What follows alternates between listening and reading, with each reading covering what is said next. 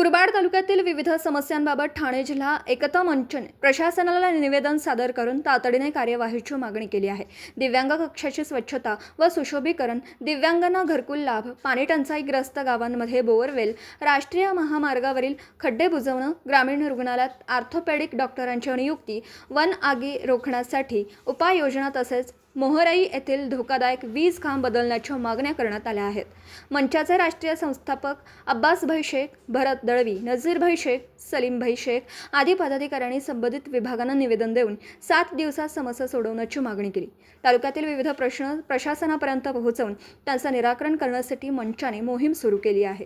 आज सामाजिक, शैक्षणिक, सांस्कृतिक, कला, क्रीडा अशा विविध क्षेत्रामध्ये काम करणाऱ्या ठाणे जिल्हा एकता मंच या संस्थेच्या वतीने या संस्थेचे राष्ट्रीय संस्थापक अब्बासभाई शेख यांच्या मार्गदर्शनाखाली तसेच राष्ट्रीय खजिनदार सलीमभाई शेख, सहसचिव राष्ट्रीय नजीरभाई शेख तसेच सर्व पदाधिकारी, कार्यकर्ते, कल्याण तालुका अध्यक्ष भरत दळवी आज आम्ही मुरबाड शहरातील विविध प्रशासकीय अधिकाऱ्यांना भेट देऊन काही निवेदनं सादर केलेली आहेत। त्यामध्ये प्रथमतः आम्ही मुरबाड पंचायत समितीच्या कार्यालयामध्ये गट विकास अधिकारी यांना दिव्यांग कक्षामध्ये असलेली स्वच्छता वाढवण्याबाबत तसेच दिव्यांग कक्षाकडे जास्तीत जास्त लक्ष देऊन त्या ठिकाणी खुर्च्यांची व्यवस्था करणे, त्या ठिकाणी असलेल्या जाळ्या काढणे आणि दिव्यांगांना बसण्यासाठी सुशोभित असं कार्यालय उपलब्ध करावं अशी निवेदनातून मागणी केलेली आहे।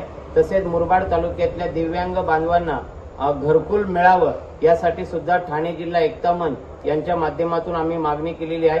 मुरबाड तालुक्यातील ज्या आदिवासी भागामध्ये प्यायला पाणी नाही, उदाहरणार्थ वाघाची वाडी असेल, फांगुळ गावान ग्रामपंचायत किंवा इतर जे काही गाव आहेत त्या ठिकाणी तात्काळ बोरवेल बसवावी आणि पाण्याची व्यवस्था करावी अशी मागणी आम्ही ठाणे जिल्हा एकता मंच यांच्या माध्यमातून केलेली आहे।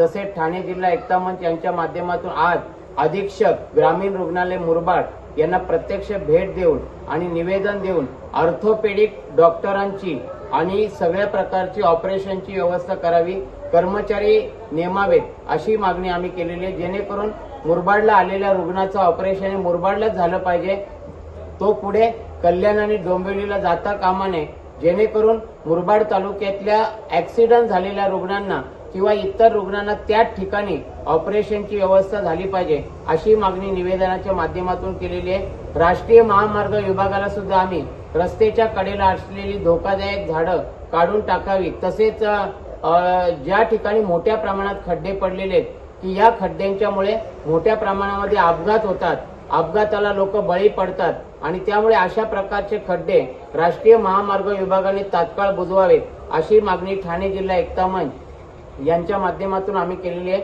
तसेच वन परिक्षेत्र अधिकारी मुरबाड पूर्व यांना सुद्धा मुरबाड तालुक्यात असलेल्या जंगलांना मोठ्या प्रमाणामध्ये आगी लागतात आणि त्यामुळे या आगीमध्ये अनेक वन्य प्राण्यांचं मोठ्या प्रमाणामध्ये नुकसान होतं, जंगल संपत्तीचं नुकसान होतं।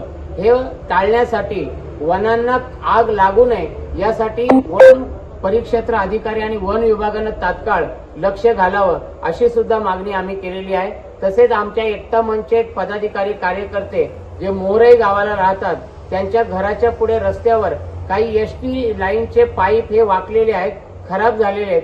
गेले अनेक दिवस महावितरण कंपनीने शिरगाव पर्यंत ते काढलेले नाहीयेत, म्हणून आज आम्ही अब्बासभाई शेख यांच्या मार्गदर्शनाखाली महावितरण कंपनीला निवेदन दिलेलं आहे का त्या ठिकाणी तात्काळ नवीन एसटी लाईन पोल टाकावेत आणि ही समस्या दूर करावी अशा अनेक प्रशासकीय अधिकाऱ्यांना आम्ही आमच्या लेटरच्या माध्यमातून निवेदन दिलेलं आहे। येत्या 7 दिवसात या समस्या जर सुटल्या नाहीत तर ठाणे जिल्हा एकता मंचच्या माध्यमातून आम्ही त्या ठिकाणी आंदोलनाचा पवित्रा घेणार आहोत आणि प्रशासकीय अधिकाऱ्यांना सुद्धा विनंती आहे की 7 दिवसाच्या आत आपण या सगळ्या समस्या सोडवाव्यात अशी मागणी ठाणे जिल्हा एकता मंच यांच्या माध्यमातून आम्ही करत आहोत।